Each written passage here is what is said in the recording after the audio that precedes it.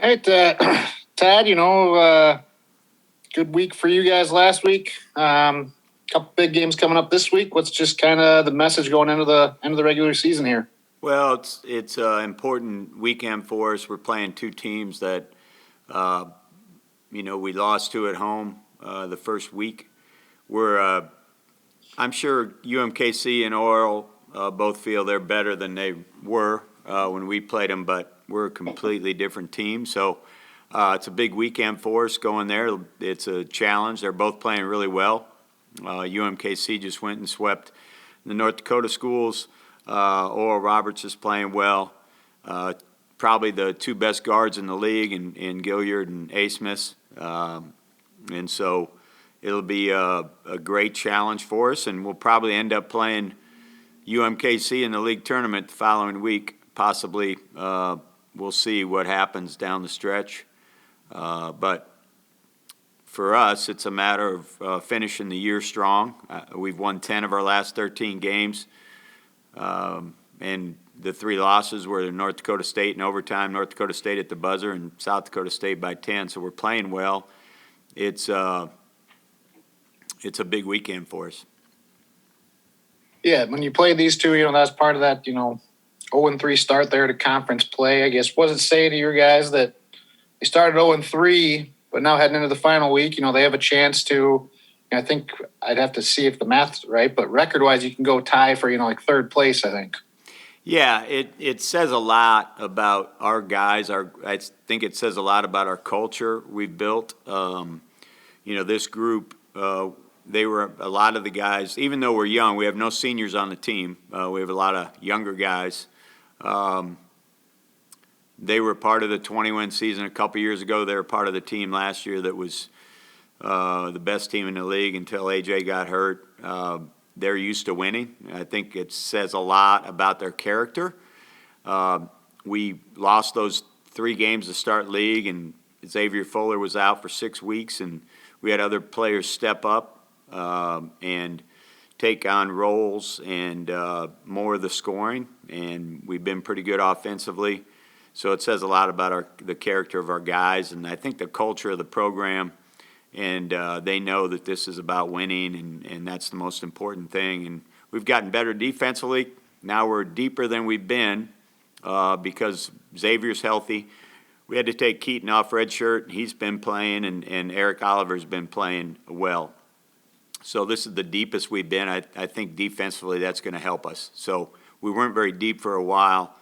That's why we had to take Keaton off red shirt. And I think that affects you defensively more than anything. And so that's good to see. All right, with the potential that you could maybe see one of these two teams in that first round, does that alter how you come into these games at all, or is it more, we're going to take care of these games, we'll worry about that later? Yeah, I think you've got to, no matter how you play the game, coaches are going to make adjustments. We were in this scenario a couple years ago where we played North Dakota at the end of the year and beat them here.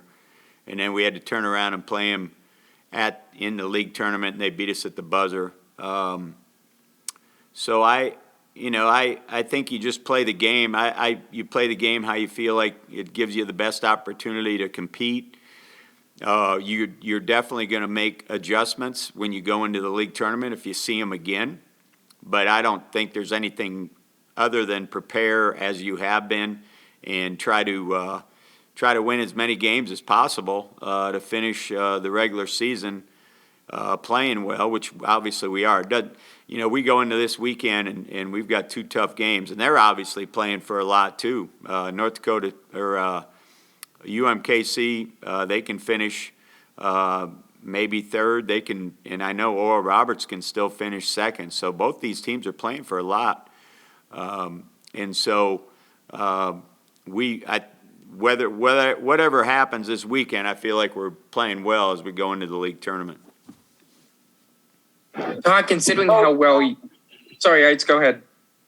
I was going to say, Coach, considering, obviously, as it was kind of mentioned, that you haven't played these two teams in a long time. Nonetheless, you've beaten the teams below you in the standings, but obviously you came up just short a couple times against NDSU, and you lost the 2 to SDSU. it's kind of important just for a momentum's sake going into that conference tournament that you play well, hopefully win one of these two or both these two games against kind of the upper half of the conference, since inevitably you're probably going to have to play one, if not all of them, down if you want to get to where you want to go. Yeah, I agree. That's on a good note, we swept 5 teams in our league. But as you said, the teams that are above us, we haven't beaten those teams yet.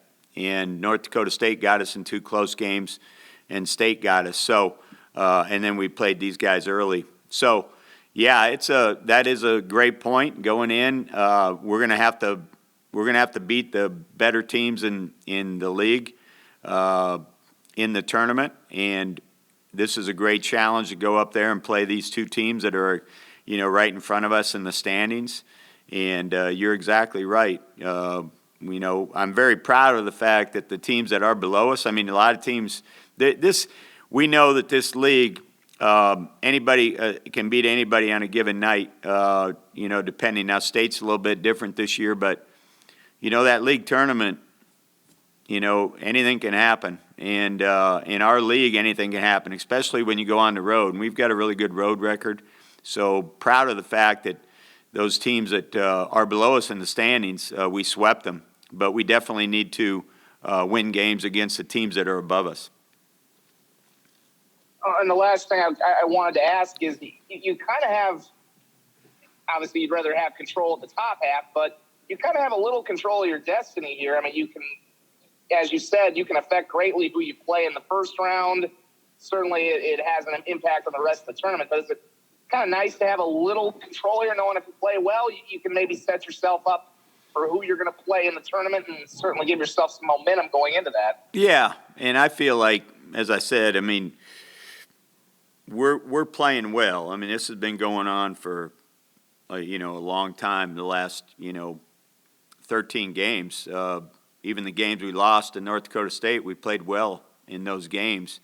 So we are playing well, and I don't see that changing this weekend. Now, beating UMKC and Oral Roberts on the road, they're tough. At home, they'll be tough games.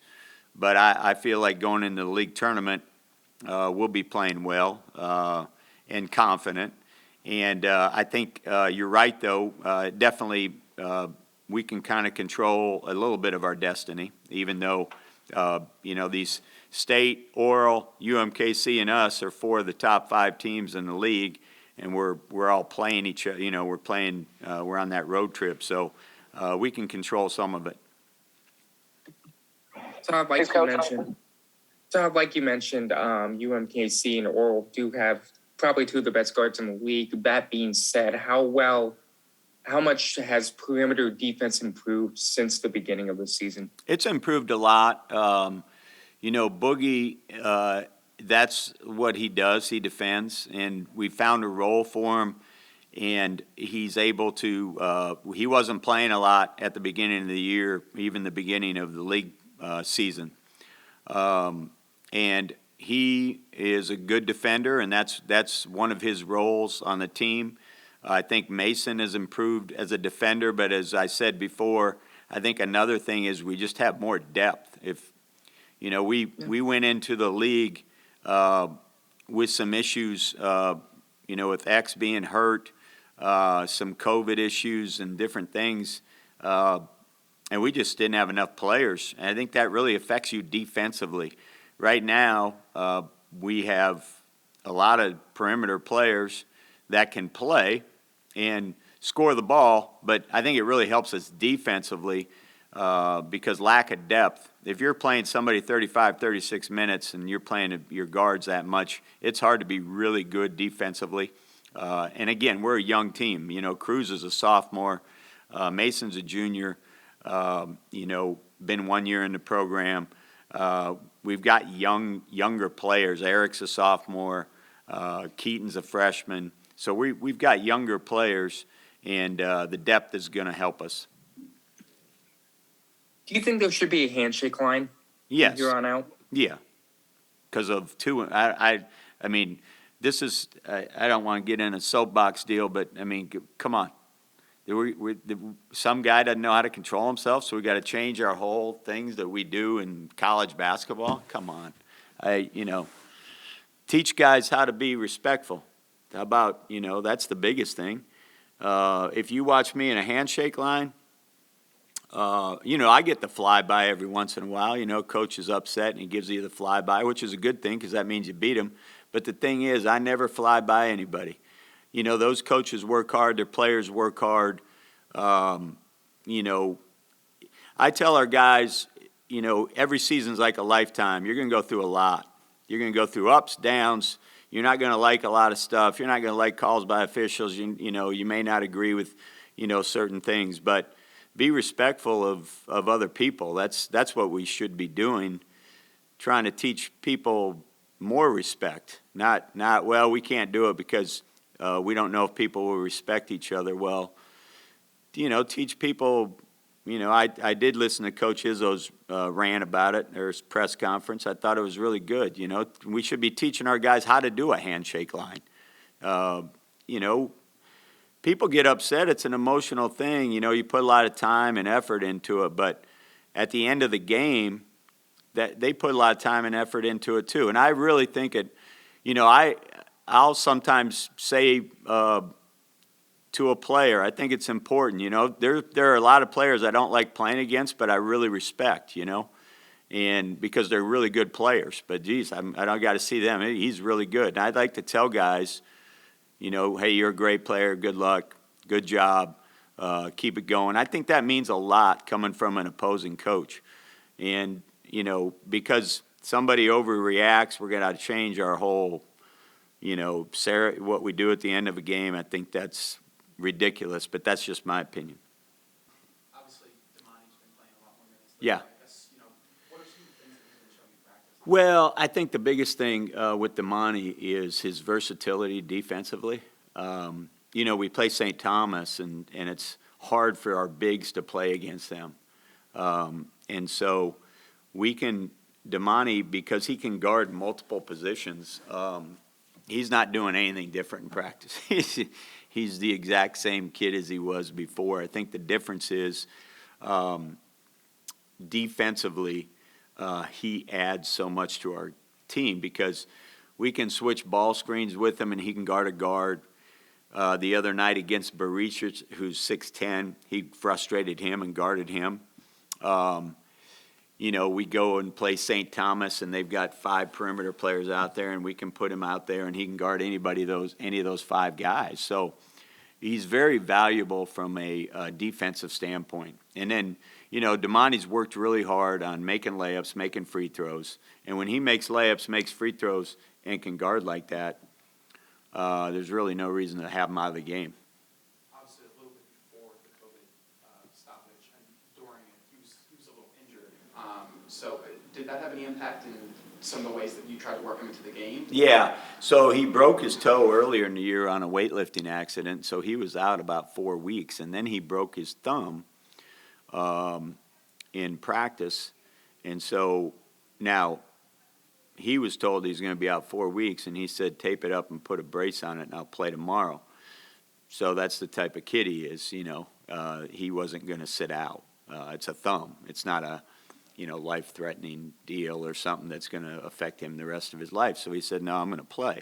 So he went through some injuries, and the biggest one was the toe, big toe that he broke, and it was unfortunate. And then the thumb kept him out for a little bit, but then once he got it X-rayed, they said, you're going to be out for 4 weeks. He said, no, I'm not out. I'm playing. Just tape it up and put a brace on it. So those things affected him early. Now he's not wearing the brace. He's 100%. He's been playing really well. And again, defensively is the reason. With the thumb, does it help that he's not looking to take any perimeter shots, I guess? No, not too much. I think it was his left thumb. I think it was his left thumb. But he's not a perimeter jump shooter. He's worked on it. We need him to make free throws, and he works on that and gets real disappointed if he misses free throws. But the other night, You know, he finish if he finishes around the rim because he's around the rim a lot. The other thing he does is he gains possessions on the offensive boards, and he's like we talked about the handshake line. He's one of those players that nobody likes to play against, but they really respect the heck out of him because of how hard he plays, and he's going to dive on the floor. He's going to take charges. He's going to get offensive rebounds. He gains possessions for us besides being a really good defender.